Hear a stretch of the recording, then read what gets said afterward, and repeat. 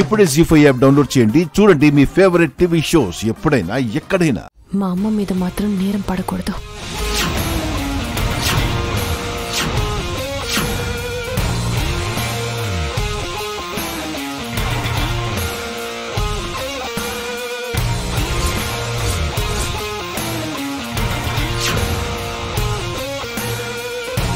అర్థమైంది కదా? నిన్న రాత్రి నేను గొడవ చేసుండొచ్చు, కానీ ఇలాంటి బుద్ధి తక్కువ పనులు చేస్తే దాని పర్యవసానం ఎలా ఉంటుందో మీకు అర్థం అవ్వాలని చెప్పలేదు. ఇక నుంచైనా మా బతుకులు మమ్మల్ని బతకనివ్వండి. దయచేసి మా జోలికి రాకండి. వస్తే దాని పర్యవసానం ఇంతకన్నా దారుణంగా ఉంటుంది. పదమ్మా.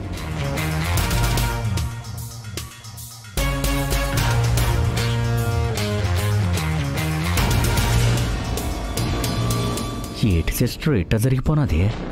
అన్నయ్య, కాపురానికి అడుగుపెట్టిన 26 సంవత్సరాల్లో ఎప్పుడూ అత్తయ్య గారు నన్ను పల్లెత్తి మాట కూడా అనలేదు. ఫస్ట్ టైం ఆ సత్యవతి వల్ల అత్తయ్య గారు నా మీద చేయి చేసుకున్నంత పనిచేశారు. నువ్వు చేసిన పని వల్ల మన ముందు నిలబడ్డానికి అర్హత లేని వాళ్ల ముందు కూడా మనం తలదించుకుని నిలబడాల్సి వస్తోంది. నిన్ను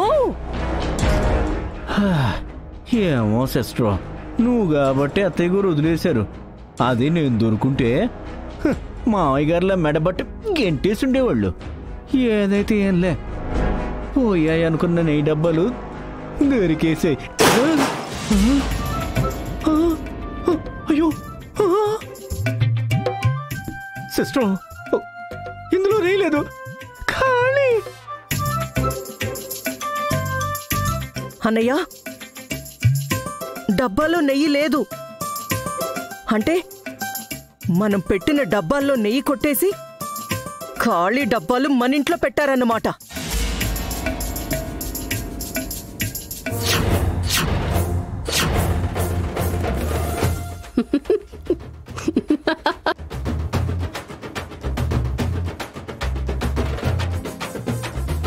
ఇదేంటిది? మైథిలి నెయ్యి డబ్బా పట్టుకుని పెడుతుంది. ఎక్కడికి వెళ్తోంది ఇది?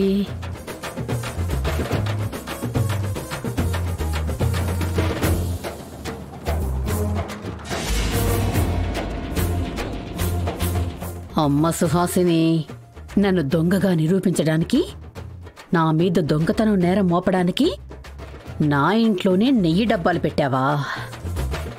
అది నా కూతురు గ్రహించి మళ్ళీ నెయ్యి డబ్బాలని తీసుకెళ్లి నీ ఇంట్లో పెడుతోందా? చెప్తానే. నా కూతురు నెయ్యి డబ్బాల్ని మాత్రమే నీ ఇంట్లో పెట్టగలదు, నెయ్యిని కాదు.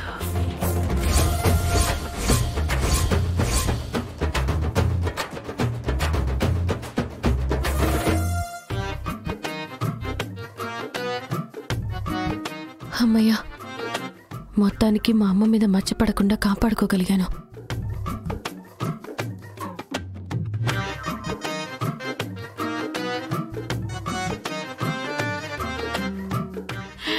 నెయ్యి డబ్బాలు నా ఇంట్లో పెట్టి నన్ను దొంగని చేద్దామనుకున్నారా? అందుకని నా కూతురు నెయ్యి డబ్బాలు మీ ఇంట్లో పెట్టినా వెనకాలే వచ్చి అందులో ఉన్న నెయ్యిని నేను నొక్కేశాను.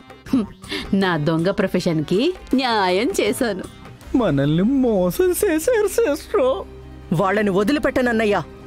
ఇంతకు 10 రెట్లు వాళ్ళ మీద పగ తీర్చుకోకపోతే నా పేరు సుహాసినినే కాదు.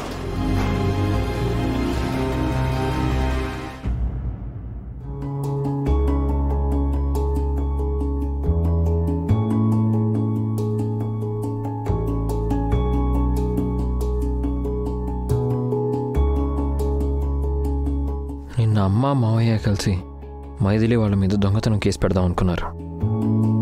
లక్కీగా మైథిలి దాని నుంచి తప్పించుకుంది. ఇలా జరిగినందుకు మైథిలికి మా ఫ్యామిలీ మీద పట్టరాని కోపం వచ్చి ఉంటుంది. నేనెంత దగ్గర అవ్వాలనుకుంటున్నానో మా ఫ్యామిలీ మైథిలికి అంత దూరం అయిపోతుంది. వీళ్ళిద్దరిని ఎలా బ్యాలెన్స్ చేయాలో నాకు అర్థం కావట్లేదు.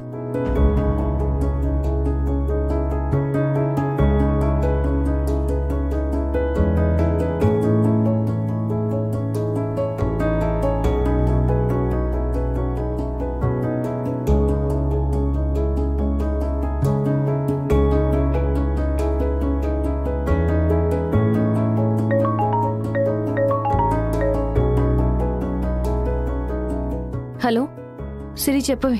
ఏమీ కొత్త జాబ్ ఏమైనా దొరికిందా? లేదే, అదే ట్రయల్స్లో ఉన్నాను. నాకు తెలిసిన కంపెనీ ఒకటి ఉంది. వాళ్ళకి అర్జెంటుగా రిక్రూట్మెంట్ ఉంది. మెయిల్ ఐడి పంపిస్తాను, వెంటనే అప్లై చెయ్యి. ఓకేనే. సరే, ఓకే, బాయ్.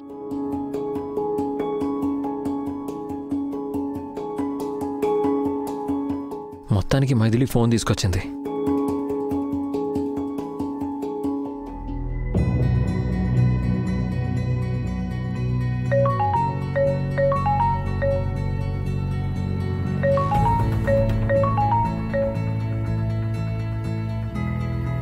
హలో గిరిగారు, చెప్పండి.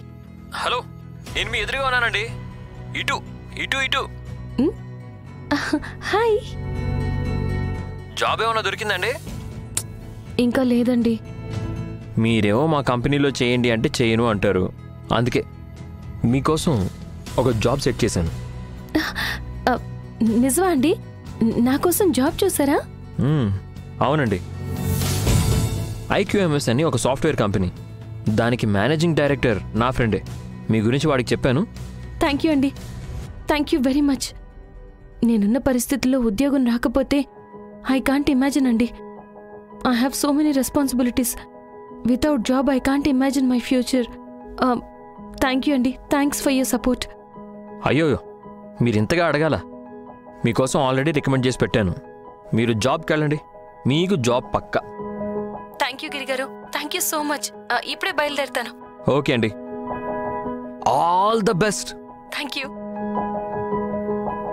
రే ఉత్తమ్, చూసావా నీ బంగారం ఎన్నిసార్లు థ్యాంక్ యూ సో మచ్ అని చెప్పిందో? తన కళ్ళల్లో ఆనందం చూడటం కంటే ఇంకేం కావాలరా నీకు?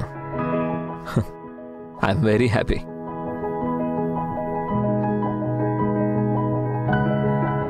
నేను కూడా ఒకసారి ఆఫీస్కి వెళ్ళి వస్తే బాగుంటుంది.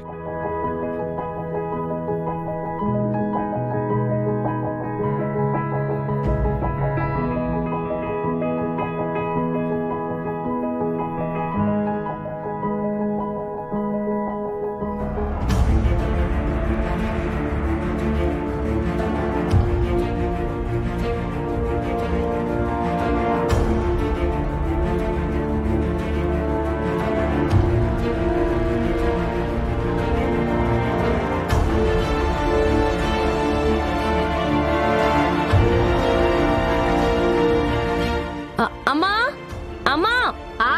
ఏంటే? నా స్కూటీ ఏదమ్మా? అయ్యో, నీకు చెప్పడం మర్చిపోయానే. మన బంటిగాడు ఫ్రెండ్స్తో కలిసి బయటికి వెళ్తానన్నాడే, అందుకే నీ బండి వేసుకుని వెళ్ళమని చెప్పాను. నాకు ఈరోజు ఇంటర్వ్యూ ఉందమ్మా. అయ్యో, నీకు ఇంటర్వ్యూ ఉందని తెలియక వాడిని బండి తీసుకెళ్ళమని చెప్పానే. లేదంటే బండి ఇచ్చేదాన్నే కాదు కదా. మరి ఇప్పుడు ఎలా వెళ్తావు? పర్లేదులే, నేనేదో ఆటోలో వెళ్ళొస్తాను. సరే, జాగ్రత్తగా వెళ్ళరా. జీ5 యాప్ డౌన్లోడ్ చేసి అన్ని ఎపిసోడ్స్ పూర్తి ఉచితంగా చూడండి.